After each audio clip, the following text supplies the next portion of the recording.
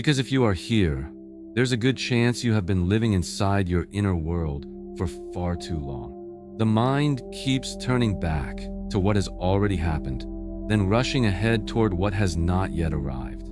Every small detail is analyzed. Every moment is pulled away by thought, until the mind becomes unsettled and tense, like a place with no way out. And you know exactly how exhausting that feels. We often believe that thinking more will somehow keep us safer. But according to the teachings of the Buddha, it is an unrecognized mind that becomes the beginning of suffering. It is not because life itself is too difficult, but because we are carried away by the stories the mind keeps creating about life.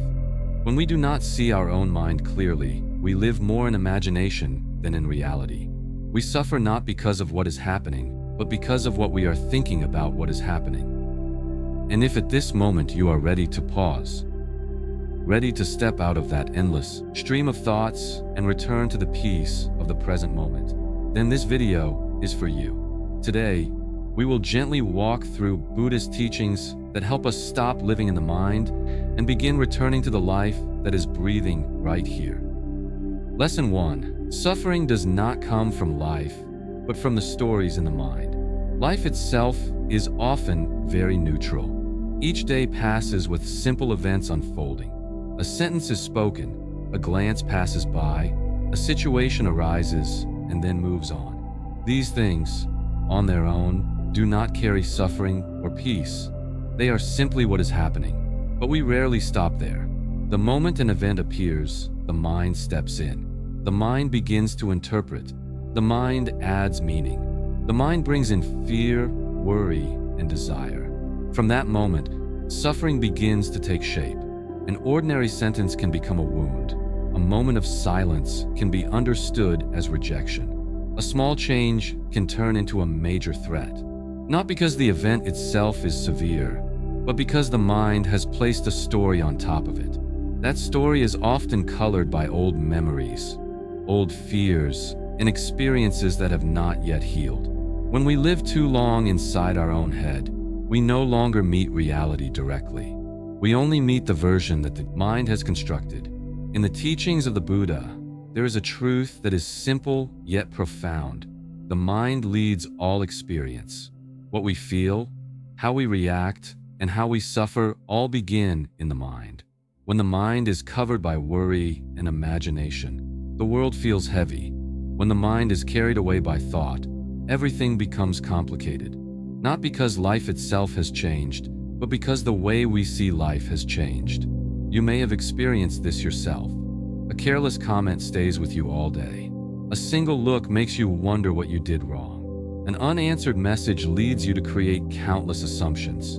In those moments, life outside is not attacking you. Your own mind is creating the storm. The Buddha pointed out that people often suffer not because of what is happening, but because of the thoughts surrounding what is happening. When we live inside the mind, we easily forget one important thing. Thoughts are not the truth.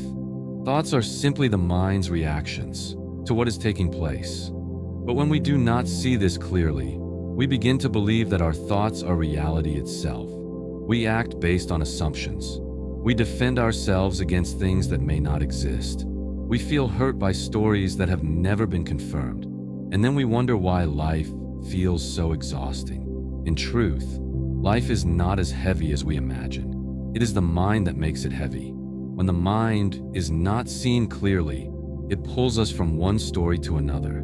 It rarely rests in the present moment. It lives in memory and prediction. And in those places, peace has little room to appear. The Buddha did not teach us to change the world. He simply reminded us to return and look at our own mind. When we begin to see that suffering does not come directly from circumstances, but from the way we interpret them, something gentle happens. We stop rushing to blame life. We stop blaming ourselves. We begin to observe the stories the mind is telling, to observe which fears are being fed, to observe what within us is reacting. Peace does not come from controlling everything around us. Peace begins when we are clear enough to see that much of the weight we carry is created by the mind itself. When we learn to look back at the mind with honesty and kindness, we slowly step out of the cage of old stories. And from there, the path back to peace truly begins. Lesson 2. When we do not realize it, we identify ourselves with thoughts. After realizing that suffering does not come directly from life itself, but from the way the mind interprets life, we begin to see a very familiar habit more clearly. It is the habit of identifying ourselves with the thoughts that appear. Thoughts come and go continuously. One thought arises and another quickly follows. But instead of seeing them simply as natural movements of the mind, we unconsciously whisper to ourselves that this is me. I am worried. I am afraid. I am not okay. And from there, we begin to live inside those thoughts. According to the teachings of the Buddha, thoughts are only phenomena. They arise and pass away, like a sound that appears and then fades. They are not who you truly are. They are not your deepest nature. But when we do not see this, we allow thoughts to become our identity. A worrying thought repeated often enough becomes the feeling that I am an anxious person. A fear that appears again and again is gradually called my personality. And at that point, we are no longer observing thoughts. We live as if the thoughts themselves are who we are. This happens very quietly. No one intentionally decides to identify with their thoughts. It happens naturally when we are tired, when we are tense, when awareness is lacking. A thought appears. We believe it, we react to it, we act from it, and then we suffer. Yet we rarely pause to ask whether that thought is truly who we are. The Buddha pointed out that it is attachment to thoughts that causes people to drift endlessly in unease. When we believe every thought, worry is no longer just a passing state. It becomes who we are. When we believe every fearful thought, fear is no longer a temporary emotion. It becomes an identity. We begin to present ourselves to the world through what the mind is thinking. And from there, life slowly becomes confined to a very small space. The space of repeating stories. You may have noticed that many thoughts that once caused deep pain eventually disappear on their own. Things that once kept you awake at night are no longer important. Fears that once felt overwhelming are now only faint memories. This reveals a very simple truth. Thoughts do not stay. They come and go. If they were you, you would disappear with them. But you are still here. That means you are not your thoughts. The first step to stepping out of the mind is not to stop thoughts from arising. It is not to push them away or to force positive thinking. The Buddha did not teach us to fight the mind.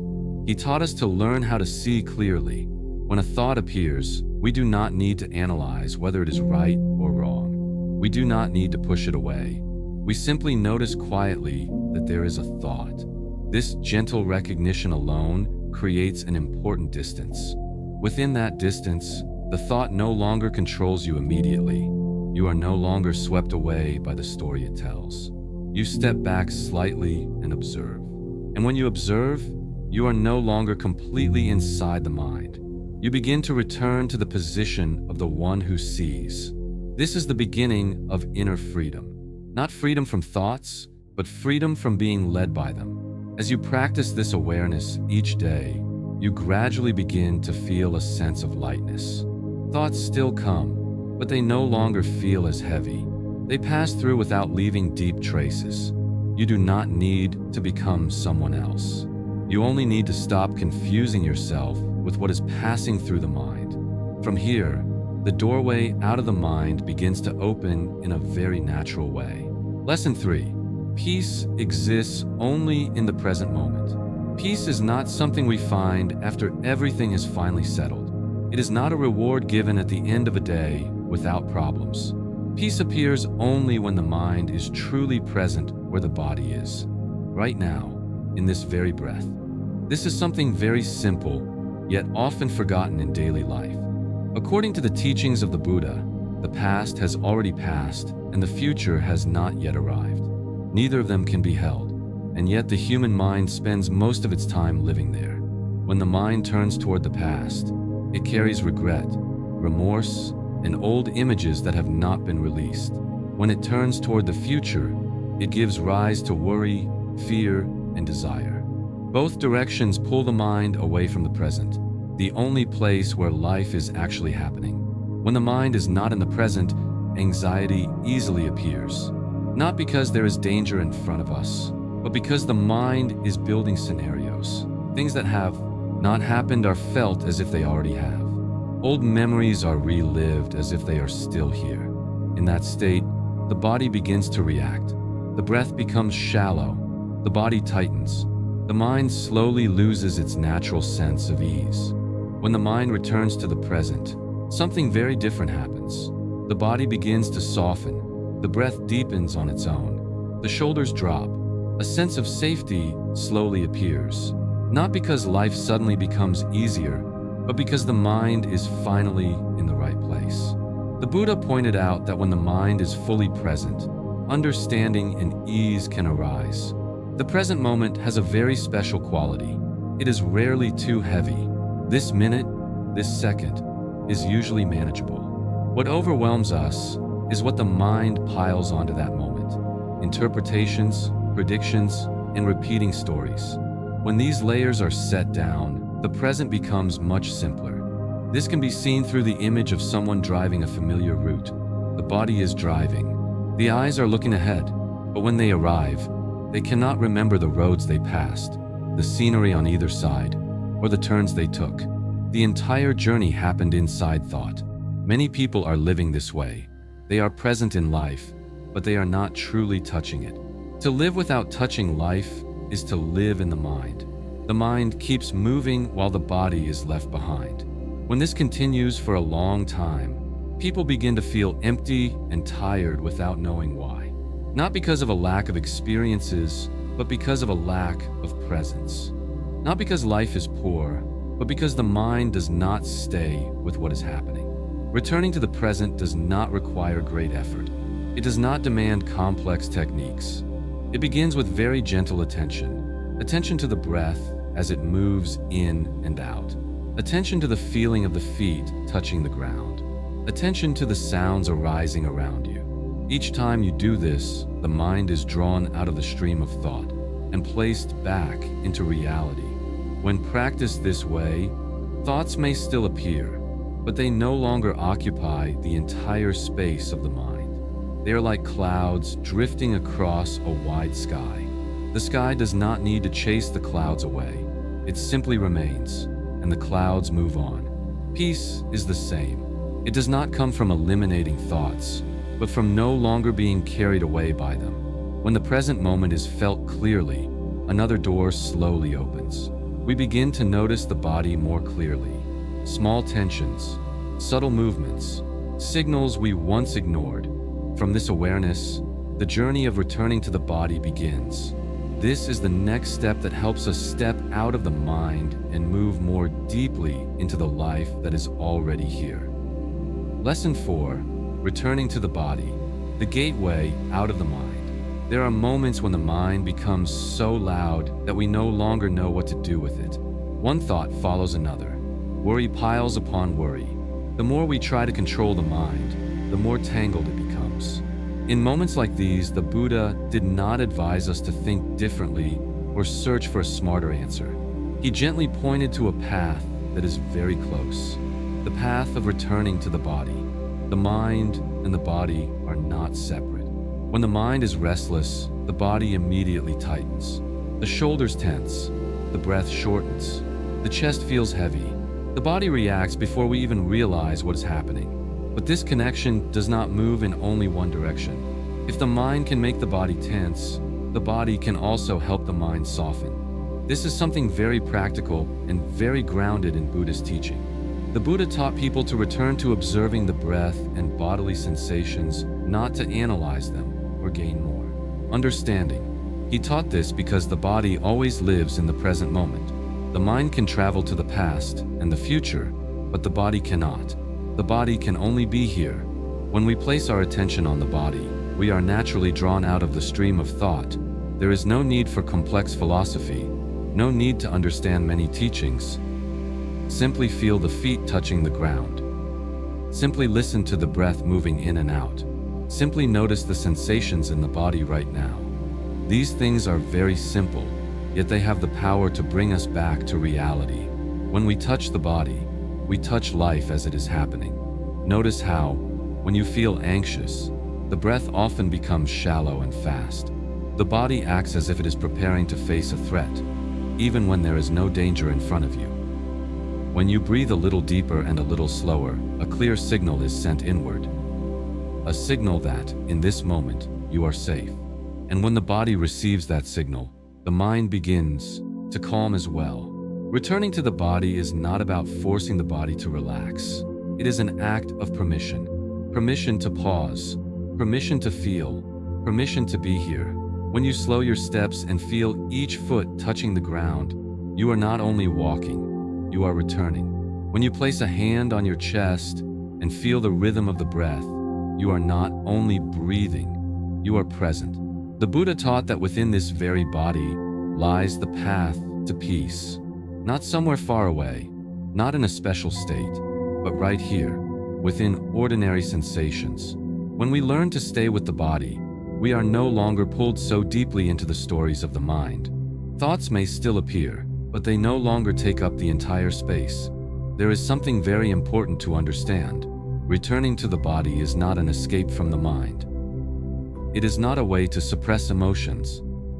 On the contrary, it allows us to stay with what is happening in a more grounded way. When we clearly feel the body, we can notice where tension lives, where sadness rests, where fear is held. And when these states are seen clearly, they become less frightening. The practice of returning to the body can be very gentle. When sitting, feel the weight of the body on the chair. When standing, feel the feet touching the ground. When walking, slow down and feel the movement. When breathing, do not try to change it. Simply know that you are breathing. Each time you do this, the mind becomes anchored and no longer drifts so far away. When the body is anchored, the mind no longer runs. Not because it is restrained, but because there is no longer a reason to run. It rests in a space that feels safe and stable. From there, a quiet calm begins to spread naturally. No effort is required. Nothing needs to be achieved. Just return. As we learn to return to the body, the doorway out of the mind slowly opens. Not to abandon thought, but to stop being led by it. And from this very real connection with the body, the path into deeper inner peace begins to reveal itself. Lesson 5. Let go of the past and stop living ahead of the future. Much of the exhaustion in life does not come from what is happening right now, but from what has already happened or what has not yet arrived. The human mind has a quiet habit. It turns back to the past not to understand, but to blame itself. It runs toward the future not to prepare, but to make itself suffer. In both directions, peace is left behind. When we remember the past, we often say we are learning from experience. But if we look closely, most remembering carries self-punishment.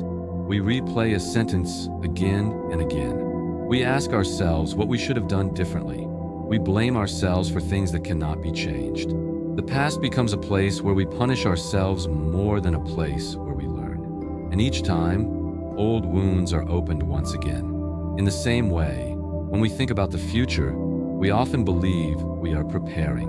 But many times, it is fear wearing the mask of preparation. We imagine the worst scenarios. We worry about things that show no sign of happening.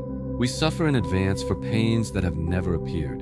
The mind creates an uncertain future and pulls our emotions along with it.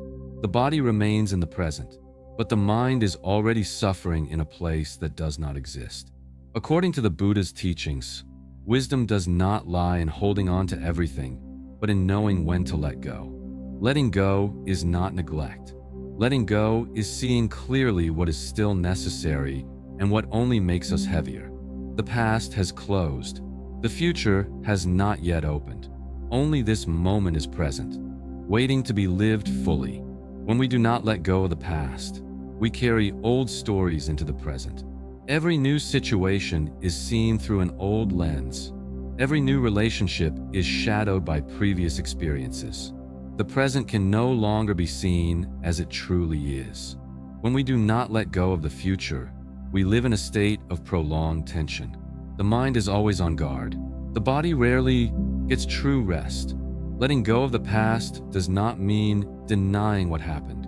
It means looking back with clarity and compassion. We learn what needs to be learned, then allow ourselves to move forward. We do not need to carry every mistake for the rest of our lives. Letting go of the future does not mean giving up. It means caring for what we are doing right now instead of living inside fears that have not yet arrived. This practice does not require great effort. When an old memory appears, we can ask whether it still has something to teach us.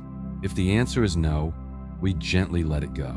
No pushing away, no arguing. Simply releasing our grip. When a thought about the future appears, we can ask whether this is happening right now. If not, we return to the breath. One deep breath, one slow breath, and we stay. The breath always lives in the present. When we return to the breath, we return to a place without past or future, only life unfolding. In that moment, the mind can rest.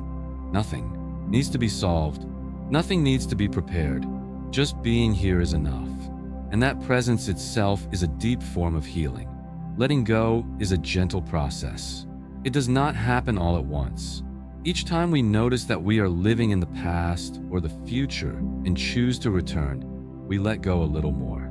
Slowly, the mind learns that it does not need to carry everything. It does not need to suffer in advance. It does not need to punish itself endlessly.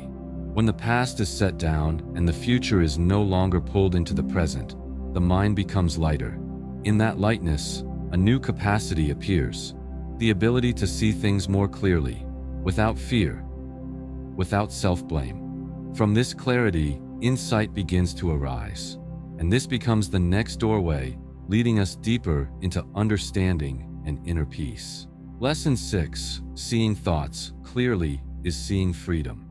Thoughts appear in the mind like clouds drifting across the sky. Some clouds are light and thin. Some are thick and dark.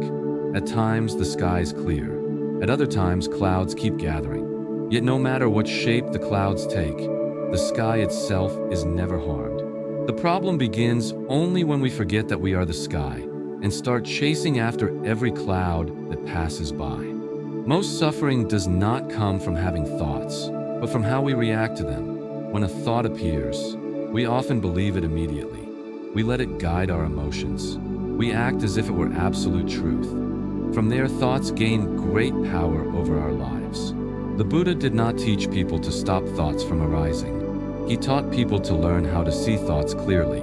Seeing clearly does not mean analyzing. It is not about asking endless questions to find the correct answer. Seeing clearly simply means recognizing that a thought is present. When this recognition appears, the thought is no longer in command. It becomes a phenomenon that is being seen. And once it is seen, it no longer controls us as strongly as before. Imagine yourself sitting beside a river. The water flows continuously. Some parts move quickly, some move slowly. Leaves fall in, branches drift by. If you stand on the bank and watch the river, you see everything come and go. But if you jump into the river, you are carried away. Thoughts are the same. When we remain in the position of observing, we see them pass. When we jump in, we are swept away without control. Many people do not realize that they are jumping into the river of thought every day. A thought appears. We cling to it. We build more story around it. We connect one thought to another, and very quickly, we find ourselves far from the present moment. Not because the thought is too strong, but because we have followed it too deeply. When we begin to practice clear awareness, everything changes in a very gentle way. This awareness does not require forceful effort. It only needs alertness. When a thought appears, we do not need to push it away. We also do not need to hold on to it. We simply recognize that there is a thought. That is all. No added commentary, no judgment. In that moment, a space opens up. A space between the one who sees and what is being seen. Within this space, the thought no longer holds its old power. It may still appear, but it no longer controls emotion immediately. We stop reacting out of habit. We are present, and within that presence, peace begins to arise naturally. This does not happen once and then end. It is a gentle daily practice. Each time we notice that we are being carried away by thought and return to the position of observing, we return to freedom. Not freedom from thoughts, but freedom from being dragged by them. Thoughts may still come, but they come and go without leaving deep marks.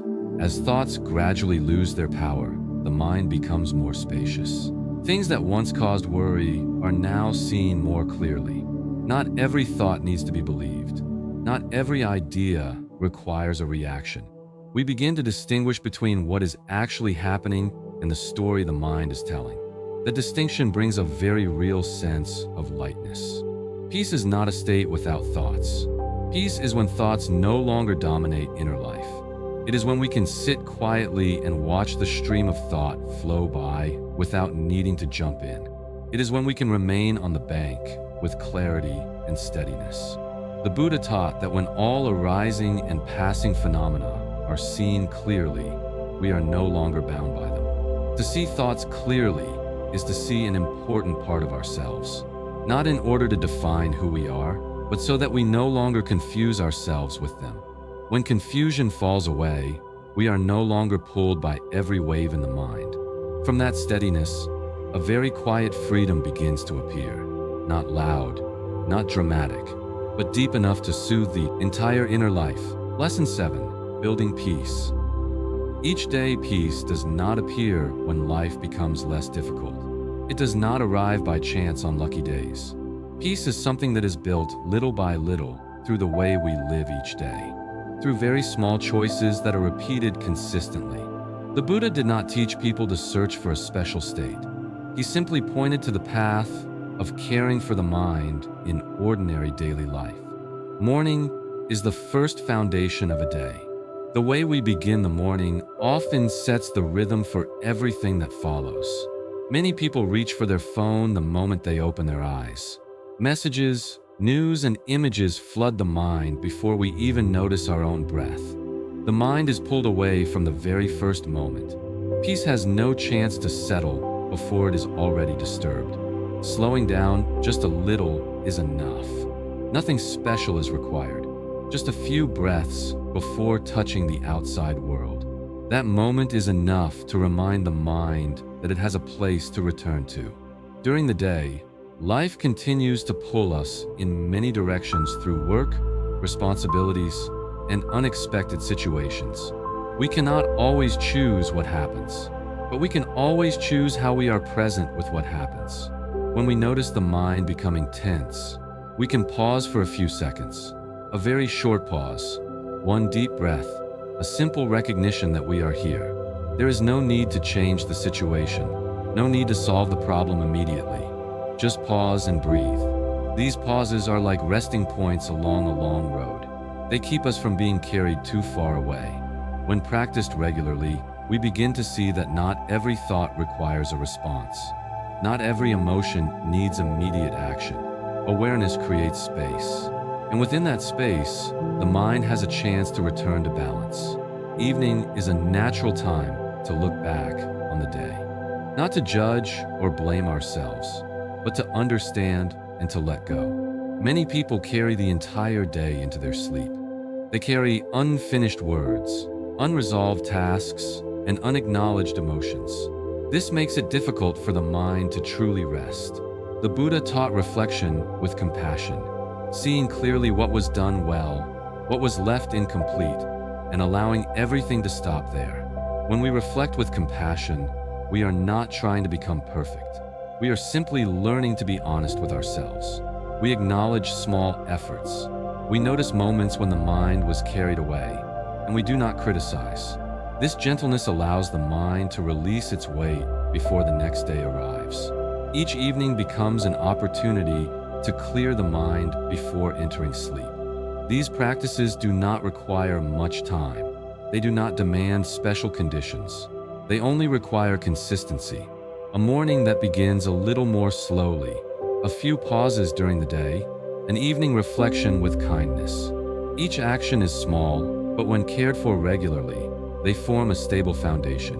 Peace is not a fixed state to be held forever. It is like a low garden. If it is not cared for, weeds will grow. If it is tended each day, the garden gradually becomes greener. The mind is the same. If left unattended, it is pulled by old habits. If cared for, it learns how to rest. When we practice mindfulness in daily life, we do not withdraw from living. We live more deeply within it. Work remains, responsibilities remain, but our way of being present changes. We no longer live entirely inside the mind. We are more present with what is happening. Peace does not come from controlling everything. It comes from knowing when to pause, when to breathe, when to let go. And these moments do not need to wait for special circumstances. They can begin today, in the way we wake up, in the way we move through an ordinary day. When peace is cared for each day, it is no longer distant. It becomes a natural part of life, quiet, unremarkable, yet strong enough to support us through change. This is the very human path the Buddha pointed to. The path of returning and remaining in awareness within each small moment.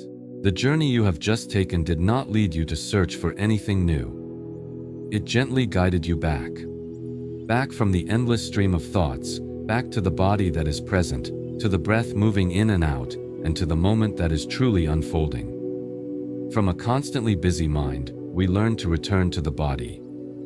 From the body, we return to the breath. And from the breath, we return to the present. Peace is not far away. It does not live in a day without difficulties, nor does it wait until everything is finally settled. Peace begins the moment we stop hurting ourselves with the stories in the mind. When we no longer believe every thought, no longer live ahead of fear, no longer pull the past into the present as punishment. You do not need to become someone else. You only need to be here with what is happening, here with yourself. If this video helped you feel a little calmer, please press like as a quiet acknowledgement. And you may leave a single line in the comments below. Today I choose to return.